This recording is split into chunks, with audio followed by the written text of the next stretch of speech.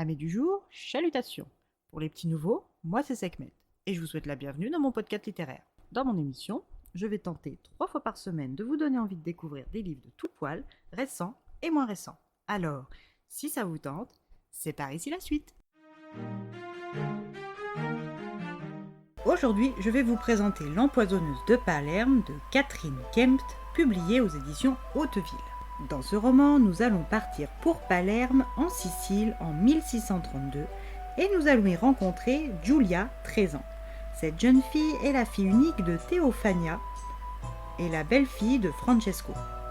Ce riche marchand lui a donné une légitimité et un statut, ainsi qu'à sa mère ancienne prostituée. Giulia a grandi dans les dorures d'appartements situés dans des palais de Philippe d'Espagne à Madrid. Entourée de sa mère, de marginales et de courtisanes, elle a vécu libre de ses mouvements, dorlotée par les filles de joie et les gentilshommes de la cour espagnole. Cette époque bénie est loin derrière elle, car depuis le mariage et son déménagement en Italie, les règles et l'enfermement sont de mise. Au programme, broderie et religion, le tout calmement assise dans ses quartiers.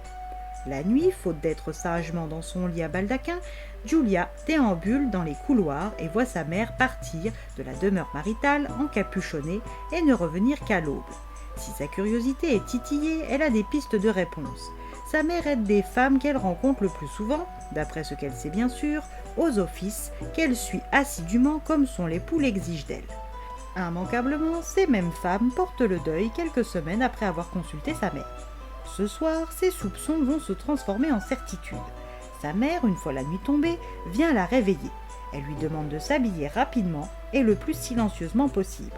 Une fois fait, elle lui pose une cape sombre sur les épaules et l'emmène à sa suite. Les deux femmes se faufilent comme des voleuses dans la maison et arrivent assez vite dans la ruelle étroite située derrière la demeure. De ruelle sombre en ruelle sombre, mère et fille se retrouvent vite devant l'église Saint-Augustin. Giulia connaît bien cette église car elle y officie avec sa mère comme guérisseuse et herboriste avec l'accord de Francesco. Depuis toujours, elle apprend les simples et les remèdes pour soulager les douleurs dentaires, les fièvres, les douleurs articulaires et fabriquer des crèmes et des onguents pour cicatriser. Quelques petites gratouilles sur une porte en bois et le visage de sœur Clara apparaît. Giulia est surprise de voir la sœur de connivence avec sa mère, mais ravale son étonnement et continue de suivre silencieusement sa mère dans le couvent jusqu'à la salle des alambics.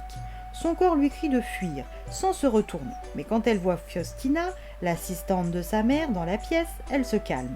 Son cœur de fillette bat à 100 à l'heure et ce n'est pas près de se calmer.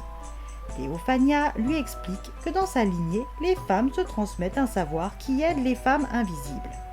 Ce savoir est tout aussi utile que celui qu'elle lui enseigne depuis des années, car il libère ces mêmes femmes d'un mauvais mariage ou d'un homme mauvais.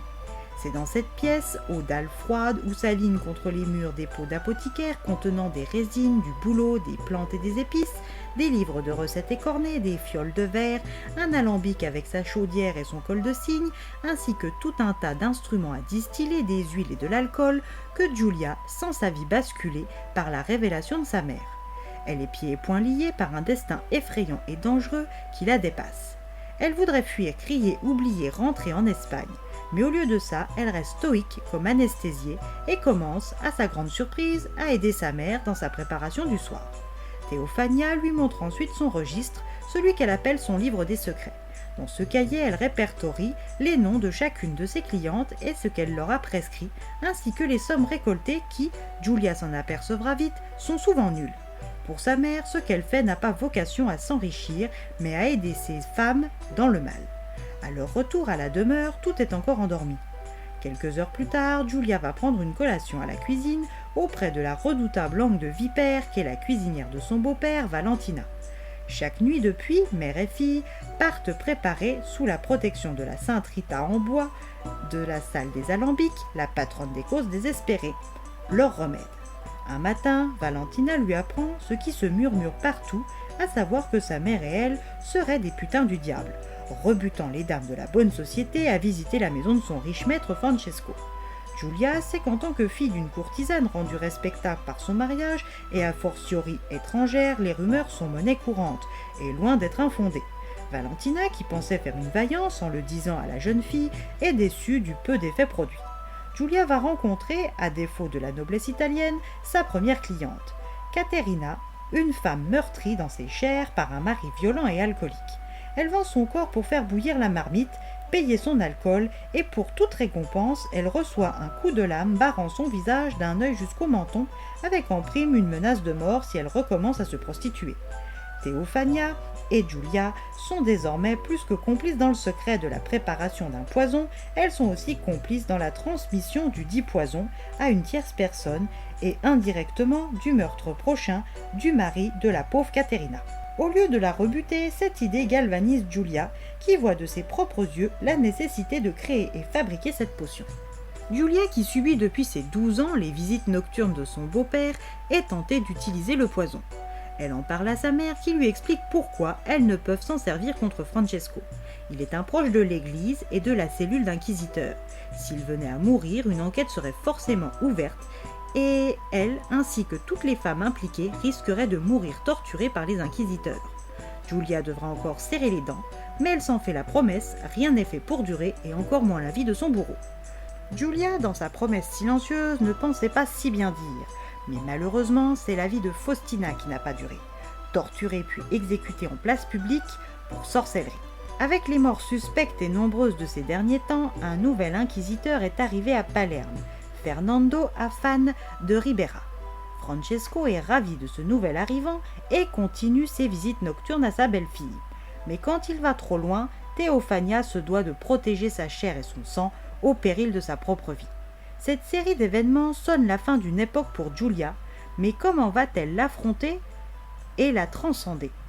À vous de le lire pour le découvrir.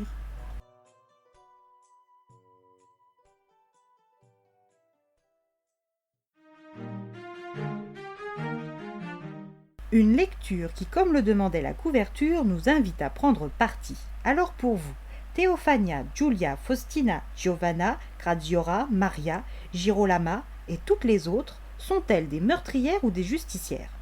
Une question tout aussi subtile que le poison utilisé par ces femmes et qui, heureusement pour nous lecteurs, ne nous laisse aucun arrière-goût amer, et ce, peu importe notre choix. Et bien voilà, j'en ai fini pour aujourd'hui.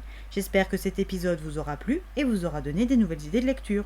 Si vous souhaitez découvrir d'autres petits bonbons littéraires tout droit sortis de ma bibliothèque, je vous retrouve le samedi 31 mai prochain pour un nouvel épisode. Et si d'ici là je vous manque de trop, n'hésitez pas à me rejoindre sur mon compte Instagram @leslecturesdeSekhmet. Sur ce, chalut les amis et à la prochaine.